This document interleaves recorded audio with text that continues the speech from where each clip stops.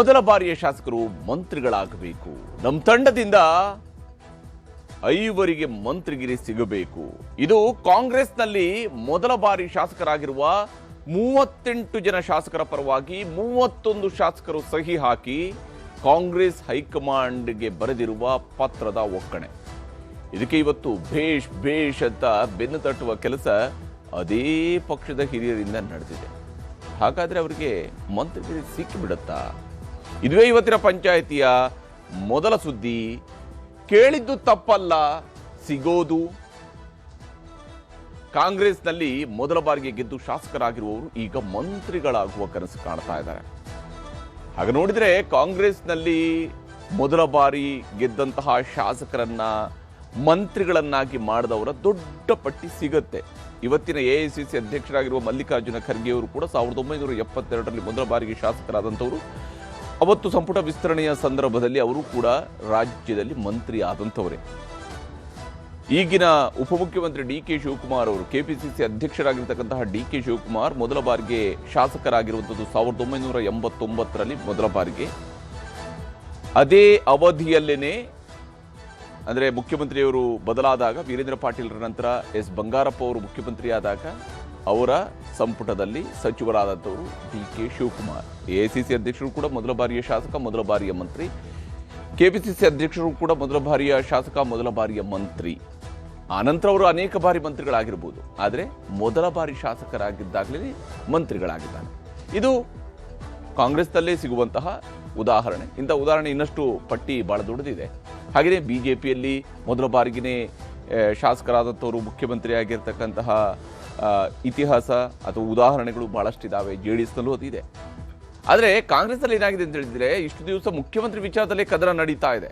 ಮುಖ್ಯಮಂತ್ರಿ ಕುರ್ಚಿ ವಿಚಾರದಲ್ಲಿ ಕದನ ನಡೀತಾ ಇರಬೇಕಾದ್ರೆ ಕಳೆದ 2.5 ವರ್ಷಗಳ ಅನುಭವದ ಆಧಾರದ ಮೇಲೆ, ಅಂದರೆ ಯಾರ್ಯಾರು ಹೇಗೆಲ್ಲ ಕುರ್ಚಿ ಬಗ್ಗೆ ಕೇಳ್ತಾರೆ ಅಂತೇಳಿ ಗೊತ್ತಿರುವಂಥ, ನೋಡಿರುವಂಥ ಅನುಭವ ಇದೆಯಲ್ಲ 2.5 ವರ್ಷಗಳ, ಇದರ ಆಧಾರದ ಮೇಲೆ ಇನ್ನು ಸುಮ್ಮನಿದ್ರೆ ಚೆನ್ನಾಗಿರಲ್ಲ ಅಂತೇಳಿ ಡಿಸೈಡ್ ಮಾಡ್ಕೊಂಡಿರುವ ಮೊದಲ ಬಾರಿ ಗೆದ್ದ ಶಾಸಕರು ತಮ್ಮ ಕಾರ್ಯಕ್ಷಮತೆ, ಕೆಲಸ ಮಾಡುವ ಉತ್ಸಾಹ ಇವುಗಳನ್ನೆಲ್ಲ ಮುಂದಿಟ್ಟುಕೊಂಡು ತಮಗೂ ಮಂತ್ರಿಯಾಗುವ ಅವಕಾಶ ಸಿಗಬೇಕು ಅನ್ನುವಂತಹ ಬೇಡಿಕೆಯನ್ನು ಮುಂದಿಟ್ಟಿದ್ದಾರೆ. ಇದರ ನಡುವೆ ಹಿರಿಯರ ನಡುವೆ ನಡೀತಾ ಇರುವಂಥ ರಾಜಕೀಯದ ದಿಕ್ಕು ದೆಸೆ ಬೇರೆನೇ ಸ್ವರೂಪದಲ್ಲಿ ಸಾಗ್ತಾ ಇದೆ. ಒಂದಷ್ಟು ಮಂದಿ ಹಾಗೆಲ್ಲ ಅವರು ಕೇಳಿದ್ದು ತಪ್ಪಲ್ಲ ಅಂತ ಹೇಳ್ತಾರೆ. ಯಾರನ್ನೇ ಕೇಳಿದ್ರು ಕೂಡ ಹೇಳ್ತಿರೋದು ಶಾಸಕರು ಮಂತ್ರಿ ಆಗಬೇಕು ಅಂತ ಕೇಳಿದ್ದು ತಪ್ಪಲ್ಲ ಅಂತೇಳಿ ಹಾಲಿ ಮಂತ್ರಿಗಳು, ಉಪಮುಖ್ಯಮಂತ್ರಿಗಳು, PCC ಅಧ್ಯಕ್ಷರು ಎಲ್ಲರೂ ಕೂಡ ಹೇಳ್ತಾ ಇದ್ದಾರೆ. ಅವ್ರು ಕೇಳಿದ್ದು ತಪ್ಪಲ್ಲ ಅಂತ ಹೇಳಿದ್ರೆ ಅವ್ರನ್ನ ಮಂತ್ರಿ ಮಾಡಿಬಿಡ್ತಾರಾ? ಈ ಪ್ರಶ್ನೆಗೆ ಬಹುಶಃ ಉತ್ತರ ಹೇಗಿರುತ್ತೆ ಅನ್ನೋದನ್ನ ಒಂದು ವರದಿ ಮೂಲಕವಾಗಿ ತೋರಿಸ್ತೀನಿ ಇವತ್ತಿನ ಪಂಚಾಯಿತಿಯ ಮೊದಲ ಸುದ್ದಿಯಲ್ಲಿ. ಇನ್ನು ಇವತ್ತಿನ ಪಂಚಾಯಿತಿಯ ಎರಡನೇ ಸುದ್ದಿ, ಉದ್ಯೋಗಕ್ಕಾಗಿ ಬೀದಿಗೆ. ನಮ್ಮ ರಾಜ್ಯದ ಪರಿಸ್ಥಿತಿ ಇದು, ಬೇರೆನ್ಯಾವುದು ರಾಜ್ಯದಲ್ಲ, ನಮ್ಮ ರಾಜ್ಯದ ಪರಿಸ್ಥಿತಿ ಇದು. ನಮ್ಮದೇ ರಾಜ್ಯದಲ್ಲಿ, ನಮ್ಮದೇ ಧಾರವಾಡದಲ್ಲಿ ನಡೆದಿರತಕ್ಕಂತಹ ಬೃಹತ್ ಪ್ರತಿಭಟನೆ. ವಿದ್ಯಾಭ್ಯಾಸ ಮುಗಿಸಿದ ಮೇಲೂ ಅಪ್ಪ ಅಮ್ಮನ ಕೈಯಲ್ಲಿ ದುಡ್ಡು ತಗೊಳ್ಳೋದರ ಹಿಂಸೆ ಅದನ್ನು ಅನುಭವಿಸಿರುವಂತಹ ಯುವಕರಿಗೆ ಮಾತ್ರನೇ ಗೊತ್ತು. ಯಾಕಂದ್ರೆ ಅವರು ಕಷ್ಟಪಟ್ಟು ಓದಿರ್ತಾರೆ, ಒಳ್ಳೆ ಉದ್ಯೋಗದ ಕನಸನ್ನು ಕಾಣ್ತಾ ಇರ್ತಾರೆ, ಅದಕ್ಕಾಗಿ ಹಗಲಿರಲು ಕಷ್ಟಪಡ್ತಾ ಇರ್ತಾರೆ. ಇವತ್ತಲ್ಲಿ ಬೀದಿಗೆ ಬಂದಿರುವಂಥವ್ರು ಯಾರೋ ಸುಮ್ಮನೆ ಮನೇಲಿ ಕೂತ್ಕೊಂಡು ರೀಲ್ಸ್ ನೋಡ್ಕೊಂಡು ಕೂತ್ಕೊಂಡಿರುವಂತಹ ಯುವಕರಲ್ಲ. ಅವರೆಲ್ಲರೂ ಕೂಡ ಕಷ್ಟಪಟ್ಟು, ಹಗಲಿರಲು ಕಷ್ಟಪಟ್ಟು, ತಮಗೊಂದು ಉದ್ಯೋಗ ಬೇಕು ಅಂತ ಹೇಳಿ ಅದಕ್ಕಾಗಿ ದುಡಿತಿರುವಂತಹ ಯುವಕರು ಲಕ್ಷಾಂತರ ಮಂದಿ ಆ ರೀತಿಯಂಥವ್ರು ನಮ್ಮ ರಾಜ್ಯದಲ್ಲಿ ಇದ್ದಾರೆ. ಹಾಗೆಯೇ ಸರ್ಕಾರದ ಕೈಯಲ್ಲಿ 2 ಲಕ್ಷಕ್ಕೂ ಮೀರಿದಂತಹ ಹುದ್ದೆಗಳು ಖಾಲಿ ಇದ್ದಾವೆ. ಆ ಖಾಲಿ ಹುದ್ದೆಗಳನ್ನು ತುಂಬಿ ನಮಗೂ ಉದ್ಯೋಗ ಕೊಡಿ, ಖಾಸಗಿ ಕ್ಷೇತ್ರದಲ್ಲಿ ಉದ್ಯೋಗ ಸಿಗುವಂತಹ ಅವಕಾಶಗಳಿರ್ತವೆ, ಅವುಗಳಲ್ಲಿ ಪ್ರಯತ್ನಿಸ್ತಾ ಇರುವಂತಹವರ ಭಾಗ ಒಂದಿರುತ್ತೆ. ಹಾಗೆಯೇ ಸರ್ಕಾರಿ ಉದ್ಯೋಗ ಬೇಕು ಅಂತ ಹೇಳಿ ಅದಕ್ಕಾಗಿ ಶ್ರಮಿಸ್ತಾ ಇರುವಂತಹ ಯುವಕರ ಭಾಗ ಇನ್ನೊಂದಿರುತ್ತೆ, ಯುವತಿಯರ ಭಾಗ ಇನ್ನೊಂದಿರುತ್ತೆ. ಆದರೆ ಆ ಯುವಕರು ಇವತ್ತು ಬೀದಿಗೆ ಬರುವಂತಹ ಪರಿಸ್ಥಿತಿ ನಿರ್ಮಾಣ ಆಗಿದೆ. ಬೀದಿಯಲ್ಲಿ ನಿಂತು ಧಾರವಾಡದಲ್ಲಿ ಯುವಕರ ಪಡೆ ನಮಗೆ ಉದ್ಯೋಗ ಕೊಡಿ ಅಂತ ಕೇಳಿದ್ದಾರೆ. ಈ ಯುವಕರಿಗೆ ನಾವು ಕೂಡ ಧ್ವನಿಯಾಗೋಣ ಅಂತ ಹೇಳುವಂತಹ ಲೆಕ್ಕಾಚಾರದಲ್ಲಿ ಹೋಗಿದ್ದಂತಹ ಮೇಲ್ಮನೆ ಮತ್ತು ಕೆಳಮನೆಯ ಪ್ರತಿಪಕ್ಷ ನಾಯಕರನ್ನ ಅದೇ ಯುವಕರು ಗೋ ಬ್ಯಾಕ್ ಅಂತ ಘೋಷಣೆ ಕೂಗಿ ವಾಪಸ್ ಕಳಿಸುವ ಮೂಲಕ ಇಲ್ಲಿ ರಾಜಕೀಯ ಬೇಡ, ಇದು ಅನ್ನದ ಪ್ರಶ್ನೆ, ಇದು ಬದುಕಿನ ಪ್ರಶ್ನೆ, ಹೀಗಾಗಿ ರಾಜಕೀಯ ಬದಿಗಿಟ್ಟು ತಮ್ಮ ಬೇಡಿಕೆಗಳ ಈಡೇರಿಕೆಗಾಗಿ ಬೀದಿಯಿಂದಲೇ ಸರ್ಕಾರಕ್ಕೆ ಹಾಗೂ ಎಲ್ಲ ರಾಜಕೀಯ ಪಕ್ಷಗಳಿಗೆ ಸಂದೇಶವನ್ನು ರವಾನಿಸಿದ್ದಾರೆ. ಯಾಕಂದ್ರೆ ಇದು ಜೆನ್ಜಿ ಸ್ಟೈಲ್. ಜೆನ್ಜಿ ಯಾವ ಸ್ವರೂಪದಲ್ಲಿ ಯೋಚಿಸ್ತಾ ಇದ್ದಾರೆ ಅನ್ನೋದನ್ನ ನಮ್ಮ ಆಡಳಿತ ನಡೆಸ್ತಾ ಇರುವಂಥವರು ರಾಜಕೀಯ ನಾಯಕರುಗಳು ಅರ್ಥ ಮಾಡಿಕೊಳ್ಬೇಕಾಗಿರುವಂಥದ್ದು ಕೂಡ ಇಲ್ಲಿ ಈ ಸಂದೇಶದಲ್ಲಿ ಅಡಗಿರುವಂಥದ್ದು.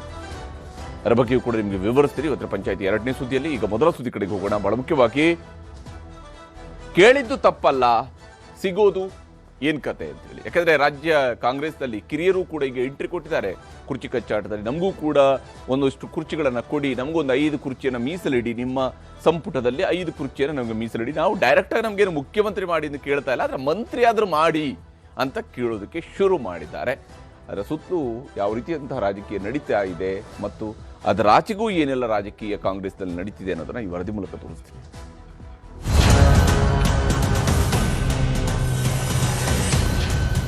5 ಜನ ನಮ್ಮ ಹೊಸ ಶಾಸಕರಿಗೆ ಮಂತ್ರಿ ಕೊಡಿ. ಅವಕಾಶ ಕೇಳೋದ್ರಲ್ಲಿ ತಪ್ಪೇನಿಲ್ಲ. ಎಲ್ಲರಿಗೂ ಆಸೆ ಇರ್ತದಲ್ಲ ಮಂತ್ರಿ ಆಗಬೇಕು ಅಂತ. ಏನು ಅವ್ರು ಕೇಳ್ಕೊಂಡಿದ್ದಾರೆ ಅದು ಸರಿಯಾಗೇ ಇದೆ. ರಾಜ್ಯ ಕಾಂಗ್ರೆಸ್ನ ಕುರ್ಚಿ ಕಚ್ಚಾಟಕ್ಕೆ ಕಿರಿಯರು ಎಂಟ್ರಿ ಕೊಟ್ಟಿದ್ದಾರೆ. ಸಂಪುಟ ಪುನರಚನೆ ವೇಳೆ ಹೊಸಬರಿಗೆ ಅವಕಾಶ ನೀಡುವಂತೆ ಆಗ್ರಹಿಸಿ ಮೊದಲ ಬಾರಿ ಗೆದ್ದಿರುವ 38 ಶಾಸಕರ ಪೈಕಿ 31 ಶಾಸಕರು ಸಹಿ ಮಾಡಿರುವ ಆಗ್ರಹ ಪತ್ರವನ್ನ ಹೈಕಮಾಂಡ್ಗೆ ಕಳಿಸಿಕೊಟ್ಟಿದ್ದಾರೆ. ಇರೋ 38 ಶಾಸಕರ ಪೈಕಿ 5 ಶಾಸಕರಿಗೆ ಮಂತ್ರಿ ಸ್ಥಾನ ನೀಡಬೇಕೆಂಬುದು ಆ ಶಾಸಕರ ಹಕ್ಕೊತ್ತಾಯ. ಶಾಸಕರು ಬರೆದ ಪತ್ರವನ್ನ ಹೈಕಮಾಂಡ್ ಗಂಭೀರವಾಗಿ ಪರಿಗಣಿಸಿದೆ. अपनी मन की आकांक्षा को उजागर किया है. उन्होंने पार्टी फोरम पर चिट्ठी लिखी है. हम पार्टी फोरम पर इसे एड्रेस करेंगे. मैं ये मानता हूं कि कांग्रेस में अभी आंतरिक प्रजातंत्र है. बीजेपी के लोग लिख देते तो उन्हें देशद्रोह में अब तक उनके खिलाफ FIR दर्ज हो जाती अगर बीजेपी के MLA ऐसा करते. पर कांग्रेस सबकी बात सुनती है. उनकी बात खड़गे जी, राहुल गांधी जी अवश्य सुनेंगे और जो भी यथासंभव हो सकेगा वो अवश्य करेंगे. ಹೈಕಮಾಂಡ್ ತಮ್ಮ ಪತ್ರ ನೋಡಿದೆ ಅಂದ ಕೂಡಲೇ ಹೊಸದಾಗಿ ಆಯ್ಕೆಯಾದ ಶಾಸಕರು ಅಲರ್ಟ್ ಆಗಿದ್ದಾರೆ. ಉಪಮುಖ್ಯಮಂತ್ರಿ DK ಶಿವಕುಮಾರ್ ಭೇಟಿಯಾದ ಗಣಿಗ ರವಿಕುಮಾರ್ ಪುನರಚನೆ ವೇಳೆ ಹೊಸಬರನ್ನು ಪರಿಗಣಿಸುವಂತೆ DKಶಿಗೆ ಮನವಿ ಮಾಡಿದ್ದಾರೆ. ಎಲ್ಲರೂ ಸೇರಿ ನಾನೂ ಸೇರಿ ಸೈನ್ ಹಾಕಿದ್ದೀನಿ. ಅದರಲ್ಲೇನು ಫೇಕ್ ಲೆಟ್ರ್ ಏನಲ್ಲ, ಒರಿಜಿನಲ್ ಲೆಟ್ರೆ ಹೈಕಮಾಂಡ್ ಕೊಟ್ಟಿದ್ದೀವಿ. 2028ಗೆ ನಮ್ಮ ಸರ್ಕಾರ ಮತ್ತೆ ತರಬೇಕು. ಆ ಕಾರಣದಿಂದ ಕ್ರಿಯಾಶೀಲವಾಗಿರುವಂಥ ಹೊಸದಾಗಿ ಗೆದ್ದಿದ್ದಾರೆ ಅನ್ನೋದನ್ನ ನೆಗ್ಲೆಕ್ಟ್ ಮಾಡ್ದೇನೆ. ಯಾಕಂದರೆ ಒಂದ್ಸರಿ ಗೆಲ್ತೀವ, 5 ಸರಿ ಗೆಲ್ತೀವ, ಗೆಲ್ಲಬೇಕಾದ್ರೆ ಎಲ್ಲ ಕಷ್ಟಪಟ್ಟೆ ನಮ್ಮ ಕ್ಷೇತ್ರದಲ್ಲಿ ಗೆದ್ದಿರ್ತೀವಿ. ಪ್ರತಿಭಾವಂತರು, ಟ್ಯಾಲೆಂಟ್ ಇರೋರು ಮತ್ತು ಪ್ರಾದೇಶಿಕವಾಗಿರೋಂಥ 5 ಜನ ನಮ್ಮ ಹೊಸ ಶಾಸಕರಿಗೆ ಮಂತ್ರಿ ಕೊಡಿ ಅಂತ ನಾವೆಲ್ಲ 5 ಜನ 4 ಜನ ಬಂದಿರಲಿಲ್ಲ, ಇಲ್ಲಾಂದ್ರೆ ಎಲ್ಲರೂ ಸೈನ್ ಹಾಕ್ತಿದ್ರು. ಎಲ್ಲರೂ ಒಗ್ಗೂಡಿ ಮಾತಾಡಿ ಹಾಕಿದ್ದೀವಿ. ಒಂದು 5 ಜನಕ್ಕೆ ಮಂತ್ರಿ ಕೊಡಲಿ, ಅದರಲ್ಲೇನು ತಪ್ಪಿಲ್ಲ. ಯಾಕಂದರೆ ಬೇರೆ ರಾಜ್ಯದಲ್ಲಿ ಬೇರೆ ಪಕ್ಷಗಳು ಪ್ರಥಮ ಬಾರಿ ಗೆದ್ದವ್ರನ್ನೇ ಮುಖ್ಯಮಂತ್ರಿ ಮಾಡ್ತಾ ಇದ್ದಾರೆ. ಕಾಲಕ್ಕೆ ತಕ್ಕನಾಗೆ ಪಕ್ಷ ವೇಗವನ್ನು ಪಡಿಬೇಕು. ಹೊಸ ಶಾಸಕರಿಗೂ ಮಂತ್ರಿ ಹಿರಿಯನ್ನ ನಿಭಾಯಿಸುವಂಥ ಶಕ್ತಿ, ಸಾಮರ್ಥ್ಯ ಎಲ್ಲ ಇದೆ. ಅದರಿಂದ 5 ಜನಕ್ಕೆ ಕೊಡಿ ಅಂತ ನಾವು ಹೇಳ್ತಾ ಇದ್ದೀವಿ.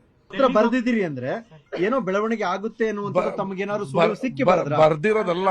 ನಾವೆಲ್ಲ ಒಗ್ಗಟ್ಟಾಗಿ ರಾಹುಲ್ ಗಾಂಧಿನೂ ಮೀಟ್ ಮಾಡ್ತೀವಿ, ಸುರ್ಜೇವಾಲಾ ಅವ್ರನ್ನೂ ಮೀಟ್ ಮಾಡ್ತೀವಿ, ಮುಖ್ಯಮಂತ್ರಿನೂ ಮೀಟ್ ಮಾಡ್ತೀವಿ. ಅಲ್ಲಿ ಹೇಳ್ತೀವಿ, ಮುಖ್ಯಮಂತ್ರಿನೂ ಮೀಟ್ ಮಾಡ್ತೀವಿ, DCMನೂ ಮೀಟ್ ಮಾಡ್ತೀವಿ, ವೇಣುಗೋಪಾಲ್ ಅವ್ರನ್ನೂ ಮೀಟ್ ಮಾಡ್ತೀವಿ. ಟೈಮ್ ಕೇಳ್ತೀವಿ. ಟೈಮ್ ತಗೊಂಡು ನಾವೆಲ್ಲ ಒಗ್ಗಟ್ಟಾಗಿದ್ದೀವಿ. ಎಲ್ಲರೂ ಹೋಗಿ ನಾವು ಕೇಳ್ತೀವಿ, ಟೈಮ್ ಕೇಳಿ ಕೊಡ್ತೀವಿ. ನಮಗೂ ಅವಕಾಶ ಕೊಡಿಯಂತ ಹೊಸ ಶಾಸಕರು ಪತ್ರ ಬರೆದಿರುವುದಕ್ಕೂ ಹಲವು ಕಾರಣಗಳಿವೆಯಂತೆ. ಸರ್ಕಾರ ಹಾಗೂ ಕೆಲ ಸಚಿವರ ವಿರುದ್ಧ ಅಸಮಾಧಾನವನ್ನು ಹೊರಹಾಕಿದ್ದಾರೆ. ಯಾವಾಗಲೇ ಸರ್ಕಾರ ಬಂದರೂ ಕೆಲವರು ಮಾತ್ರ ಮಂತ್ರಿಗಳಾಗ್ತಿದ್ದಾರೆ. ಕೆಲ ಸಚಿವರು ಶಾಸಕರಿಗೆ ಸ್ಪಂದಿಸುತ್ತಿಲ್ಲ, ಕೆಲಸ ಮಾಡುತ್ತಿಲ್ಲ. ಸರ್ಕಾರಿ ಕಾರ್ಯಕ್ರಮಗಳ ಅನುಷ್ಠಾನ ಮಾಡಲು ಹಾಲಿ ಸಚಿವರುಗಳು ವಿಫಲರಾಗಿದ್ದಾರೆ. ಕೆಲವರಿಗೆ ಇಲಾಖೆ ಬಗ್ಗೆ ನಿರಾಸಕ್ತಿ ಇದ್ದು ಜನರ ಬಗ್ಗೆ ಕಾಳಜಿಯೇ ಇಲ್ಲವಾಗಿದೆ. ನಿರುತ್ಸಾಹಿಗಳನ್ನ ಬಿಟ್ಟು ಆಸಕ್ತರಿಗೆ ಅವಕಾಶ ಕೊಡಿ ಅನ್ನೋದು ಶಾಸಕರ ಬೇಡಿಕೆ. ಇದರಿಂದಾಗಿ 2028ಕ್ಕೂ ಮತ್ತೆ ರಾಜ್ಯದಲ್ಲಿ ಅಧಿಕಾರಕ್ಕೆ ಬರಲು ಅನುಕೂಲ ಅನ್ನೋದು ಶಾಸಕರ ವಾದ. ಹೊಸಬರಿಗೆ ಕೊಡೋಕ್ಕಿಂತ ಅನುಭವಸ್ಥರಿಗೆ, ಆಸಕ್ತಿ ಇರೋರಿಗೆ, ಕೆಲಸ ಕಾರ್ಯ ಮಾಡುವಂಥ ಇಚ್ಛೆ ಉಳ್ಳವ್ರಿಗೆ ಒಂದು ಅವಕಾಶ ಮಾಡಿಕೊಡಿ ಅಂತ ಹೇಳ್ತೀವಿ. ಯಾರು ಸರಿಯಾದ ರೀತಿಯಲ್ಲಿ ಕೆಲಸ ಮಾಡ್ತಾ ಇಲ್ಲ, ಯಾರು ಸರಿಯಾದ ರೀತಿಯಲ್ಲಿ ಶಾಸಕರಿಗೆ ಗೌರವ ಕೊಡ್ತಾ ಇಲ್ಲ, ಯಾರು ಕಾರ್ಯಕ್ರಮ ಅನುಷ್ಠಾನ ಮಾಡದೆ ಜಾರ್ಕೊಳ್ತಾ ಇದ್ದಾರೆ. ಅಂಥವ್ರಿಗೆಲ್ಲರೂ ಕೂಡ ತೆಗೆದು ಸಂಪುಟದಲ್ಲಿ ಬೇರೆಯವ್ರಿಗೊಂದು ಅವಕಾಶ ಮಾಡಿಕೊಡೋಕ್ಕೆ ಎಲ್ಲರದ್ದು ಒತ್ತಾಯ ಇದೆ, ಅದ್ರಲ್ಲಿ ನಂದು ಒತ್ತಾಯ ಇದೆ. ಯಾವಾಗಲೇ ಸರ್ಕಾರ ಬಂದರೂ ಕೆಲವರು ಮಾತ್ರ ಮಂತ್ರಿಗಳಾಗ್ತಿದ್ದಾರೆ ಎಂಬ ಇಕ್ಬಾಲ್ ಮಾತಿಗೆ ಹಿರಿಯ ಮಾಜಿ ಸಚಿವ KN ರಾಜಣ್ಣ ಕೂಡ ದನಿಗೂಡಿಸಿದ್ದಾರೆ. ಲಿಸ್ಟ್ ತೆಗೆದು ನೋಡಿ, ಯಾವಾಗಲೂ ಅವರೇ ಇರ್ತಾರೆ, ಯಾಕೆ ಹೊಸಬರಿಗೆ ಕೊಡಬಾರದು ಅನ್ನೋದು ರಾಜಣ್ಣನವರ ವಾದ. ಅವಕಾಶ ಕೇಳೋದ್ರಲ್ಲಿ ತಪ್ಪೇನಿಲ್ಲ. ನಮ್ಮ ರಾಜ್ಯದ ಇತಿಹಾಸ ನಿಮ್ಗೆ ಹೇಳಬೇಕು ಅಂದರೆ, ಕುಮಾರಸ್ವಾಮಿ ಅವರು ಮೊದಲನೇ ಸರಿ ಶಾಸಕರಾಗಿ ಬಂದಿದ್ದು 2004 ಮೊದಲನೇ ಸರಿ ಮುಖ್ಯಮಂತ್ರಿ ಆದರು. ಮತ್ತು BJPನವರು ಈಗ ಎಷ್ಟು ಜನಕ್ಕೆ ಮೊದಲನೇ ಸರಿ ಶಾಸಕರುಗಳಿಗೆ ಮುಖ್ಯಮಂತ್ರಿ ಮಾಡಿದ್ದಾರೆ, ಮಂತ್ರಿಗಳು ಮಾಡಿದ್ದಾರೆ. ನಮ್ಮಲ್ಲೂ ಕೂಡ ಮಾಡಲಿ, ಅವ್ರು ಕೇಳಿದ್ರಲ್ಲಿ ತಪ್ಪೇನಿದೆ. ಬರೀ ಮಾತೆತ್ತಿದ್ರೆ ಒಂದಷ್ಟು ಜನ ಪಟ್ಟಿ ಇದೆ. ಯಾವಾಗಲೂ ಕಾಂಗ್ರೆಸ್ ಬರಲಿ ಇವರೇ ಮಂತ್ರಿಗಳು, ಅವ್ರಿಗೆ ತೆಗಿಲಿ, ಹೊಸಬ್ರಿಗೆ ಅವಕಾಶ ಕೊಡಲಿ, ಅದರಲ್ಲಿ ಕೇಳಿದ್ರಲ್ಲಿ ತಪ್ಪೇನಿಲ್ಲ. ಹೊಸ ಶಾಸಕರ ಈ ಬೇಡಿಕೆಗಳ ಬಗ್ಗೆ DK ಶಿವಕುಮಾರ್ ಕೂಡ ಆಸಕ್ತಿ ತೋರಿದ್ದಾರೆ. ಯಾರೂ ಇಲ್ಲಿ ಗೂಟ ಹೊಡ್ಕೊಂಡು ಕೂರೋದಕ್ಕಾಗಲ್ಲ, ಹೊಸ ಜನರೇಷನ್, ಹೊಸ ಆಲೋಚನೆಗಳು ಬೇಕಲ್ವಾ ಎಂದು ಹೇಳುವ ಮೂಲಕ ಕಿರಿಯ ಶಾಸಕರ ಆಸೆಗೆ ಇನ್ನಷ್ಟು ರುಚಿ ಹತ್ತಿಸಿದ್ದಾರೆ. ಎಲ್ಲರಿಗೂ ಆಸೆ ಇರ್ತದಲ್ಲ ಮಂತ್ರಿ ಆಗಬೇಕು ಅಂತ, ಎಲ್ಲರಿಗೂ ಮಂತ್ರಿ ಆಗಬೇಕು ಅಂತ. ಫಸ್ಟ್ ಟೈಮ್ ಈಗ ಇವರು ನರೇಂದ್ರ ಮೋದಿಯವರು ಚೀಫ್ ಮಿನಿಸ್ಟರ್ MLAನೇ ಆಗಲಿಲ್ಲಪ್ಪ, ಚೀಫ್ ಮಿನಿಸ್ಟರ್ ಆಗ್ಬೋದಾರಲ್ಲ, ಅದಕ್ಕೆ ಎಲ್ಲರಿಗೂ ಆಸೆ. ಚೀಫ್ ಮಿನಿಸ್ಟರ್ ಇಲ್ಲದೆ ಹೋದರು ಕೆಲವು ಮಂತ್ರಿ ಆಗಿದ್ದವ್ರು ಇದ್ದಾರೆ, MLA ಆಗಿದ್ದೇ ಹೋದ್ರೂ ಮಂತ್ರಿ ಆದವ್ರು ಇದ್ದಾರೆ. ಹಾಗೆ ಕೇಳ್ತಾರೆ, ಅವ್ರು ಕೇಳೋದ್ರಲ್ಲಿ ತಪ್ಪೇನಿದೆ. ಹೊಸ ಪೀಳಿಗೆ ಬೆಳಿಬೇಕಲ್ಲ. ಎಷ್ಟು ದಿನ ನಾವೇ ಇಲ್ಲಿ ಗೂಟ ಹೊಡ್ಕೊಂಡು ಕೂತ್ಕೊಳ್ಳೋಕ್ಕಾಯ್ತೈತೆ. ಆಗಲೇ 36 ವರ್ಷ ಆಯಿತು ನಾನು ಮಂತ್ರಿಯಾಗಿ. ಹೊಸ ಜನ್ರೇಷನ್ ಬರಬೇಕಾ, ಹೊಸ ಆಲೋಚನೆ ಬರಬೇಕಲ್ಲ. ನಾನು ಹೊಸಬ್ರುಗಳು ಇರಬೇಕು ಅನ್ನೋದಕ್ಕೆ ನಾನು ಅವ್ರಿಗೆಲ್ಲ ಪ್ರೇರಣೆ ಕೊಡೋರು, ಅವ್ರನ್ನ ತಯಾರು ಮಾಡಬೇಕಲ್ಲ. ಈಗ ಹೊಸ ಜನ್ರೇಷನ್ ಬೇಕಲ್ಲ, ತಪ್ಪೇನು ಅವ್ರು ಕೇಳೋದ್ರಲ್ಲಿ ತಪ್ಪೇನಿಲ್ಲ. ನನಗೆ ಅದನ್ನು ಕೇಳೋಕ್ಕೆ ಈಗ ನಾನು ಮಂತ್ರಿಮಂಡಲ ಮಾಡ್ತೀನಿ ಅಂತ ನಾನು ಹೇಳೂ ಇಲ್ಲ. ಹೇಳಿದ್ದಾರೆ ಚೀಫ್ ಮಿನಿಸ್ಟರ್ ಹೇಳಿದ್ದಾರೆ, ನನ್ನ ಕ್ಯಾಬಿನೆಟ್ ಎಕ್ಸ್ಪ್ಯಾನ್ಷನ್ ಮಾಡ್ತೀನಿ ಅಂತ ಹೇಳಿದ್ದಾರೆ. ಅವರು ಎಕ್ಸ್ಪ್ಯಾನ್ಷನ್ ಮಾಡ್ತಾರೆ ಅಂತ ಕೆಲವರು ಡೆಲ್ಲಿಗೆ ಹೋಗ್ತಾರೆ, ಕೆಲವರು ಪತ್ರ ಬರೀತಾರೆ, ಕೆಲವು ಇನ್ನೆಲ್ಲೋ ಹೊರಗಡೆ ಹೋಗಿ ಇನ್ಫ್ಲುಯೆನ್ಸ್ ಮಾಡ್ತಾರೆ. ಹೊಸಬರು ಕೇಳೋದ್ರಲ್ಲಿ ತಪ್ಪೇನಿಲ್ಲ ಅನ್ನೋ ಹಿರಿಯ ಸಚಿವರು ಬಿಟ್ಟು ಕೊಡ್ತಾರಾ ಅನ್ನೋದೇ ಸಸ್ಪೆನ್ಸ್. ಕಿರಿಯ ಶಾಸಕರ ಬೇಡಿಕೆಯಲ್ಲಿ ತಪ್ಪೇನಿಲ್ಲ ಅನ್ನೋದು ತಮ್ಮ ಕುರ್ಚಿಗೆ ಕಂಟಕ ಅನ್ನೋದನ್ನು ಮಾತ್ರ ಮರೆತಿರೋದಿಲ್ಲ. ಹಾಗಾಗಿ ಎಲ್ಲರ ಉತ್ತರಗಳು ಒಂದೇ ಆಗಿವೆ. ಹೊಸದಾಗಿ ನಾವು ಶಾಸಕರಾದ ಕ್ಷಣಕ್ಕೆ ನಮ್ಗೆ ಅವಕಾಶ ಸಿಗಬಾರ್ದು ಅಂತೇನಿಲ್ಲ, ಅವ್ರಿಗೂ ಅವಕಾಶ ಸಿಗಬೇಕು, ಅದು ಸರಿಯಾಗಿ ಇದೆ ಬೇಡಿಕೆ. ಆದರೆ ಹೈಕಮಾಂಡ್ನವರು ಅದನ್ನ ಯಾವ ರೀತಿ ಕನ್ಸಿಡರ್ ಮಾಡ್ತಾರೆ ಅದು ಅವರಿಗೆ ಬಿಟ್ಟಿರೋದು. ನ್ಯಾಚುರಲ್ ಆಗಿ ಶಾಸಕರಾಗಿರೋರು ಮಂತ್ರಿಗಳಾಗಬೇಕು ಅನ್ನೋ ಆಸೆ ಇರ್ತದೆ, ಬರೆಯೋದ್ರಲ್ಲಿ ತಪ್ಪಿಲ್ಲ, ಕೇಳೋದ್ರಲ್ಲಿ ತಪ್ಪಿಲ್ಲ. ಈ ಎಲ್ಲದರ ಮಧ್ಯೆಯೇ ಕಾಂಗ್ರೆಸ್ನಲ್ಲಿ ಸಂಚಲನ ಮೂಡಿಸುತ್ತಿದ್ದಾರೆ ಸಾಹುಕಾರ್ ಸತೀಶ್ ಜಾರಕಿಹೊಳಿ. ದೆಹಲಿಯಲ್ಲಿ ರಾಜಣ್ಣ ಜೊತೆಗೂಡಿ ಹೈಕಮಾಂಡ್ ನಾಯಕರ ಭೇಟಿ ಮಾಡಿದ್ದು ಪಕ್ಷದಲ್ಲಿ ಆಗುತ್ತಿರುವ ಬೆಳವಣಿಗೆಗಳ ಮನವರಿಕೆ ಮಾಡಿಕೊಟ್ಟಿದ್ದಾರೆ. ನಾನು ಹೇಳಿದೆ, ಇದು ಸರ್ಕಾರದಲ್ಲಿ ಈ ಏನು ಗೊಂದಲ ಇದೆ, ಇದು ಸರ್ಕಾರಕ್ಕೂ ತೊಂದರೆ, ಪಕ್ಷಕ್ಕೂ ತೊಂದರೆ. ಈ ಗೊಂದಲ ನೀವು ನಿವಾರಣೆ ಮಾಡಬೇಕು, ಜಾಗ್ರತೆ ಮಾಡಲಿಲ್ಲ ಅಂತ ಹೇಳಿದ್ರೆ ನೀವು ತಪ್ಪು ಮಾಡಿದಾಗ ಆಗ್ತದೆ. ನೀವು ಕರ್ನಾಟಕದ ಎಲ್ಲ ವಿಚಾರ ಗೊತ್ತಿದೆ, ನೀವು ಸೂಕ್ತವಾದ ನಿರ್ಣಯ ತಗೊಳ್ಳಿ.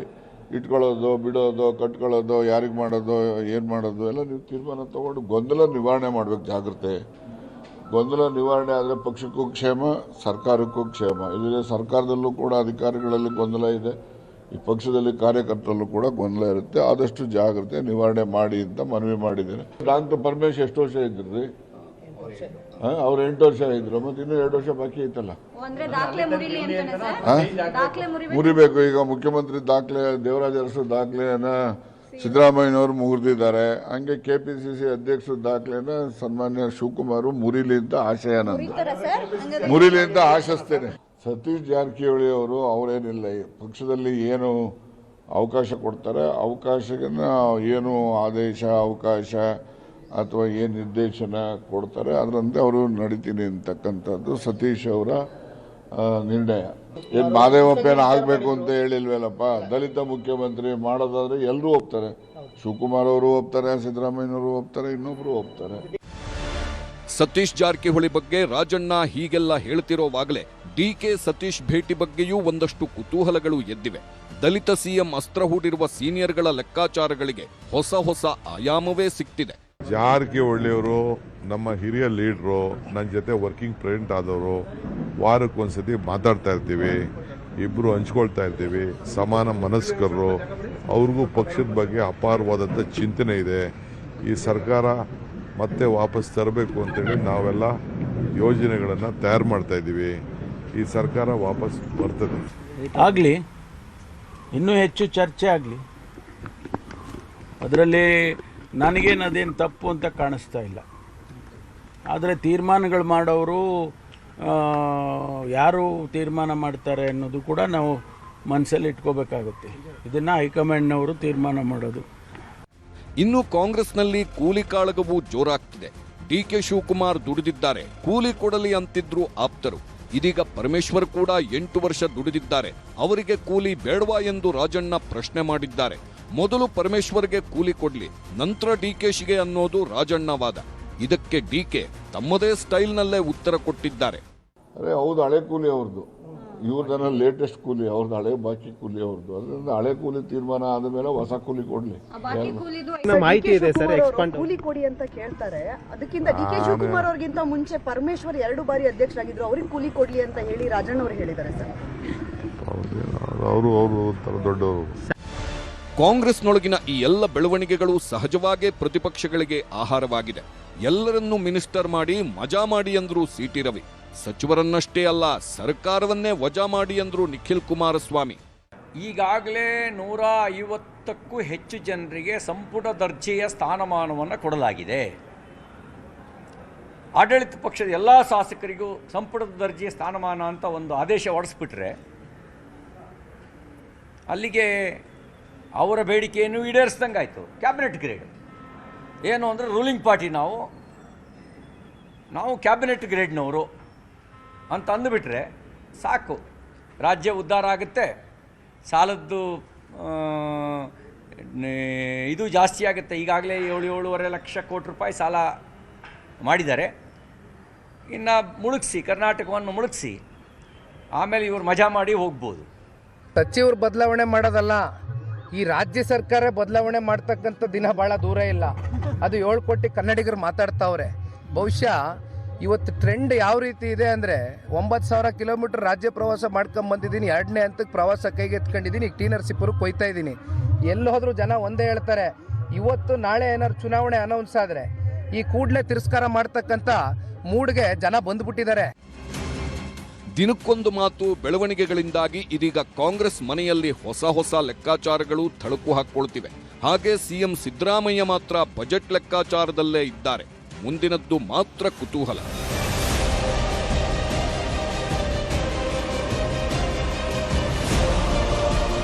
Bureau report, news 18.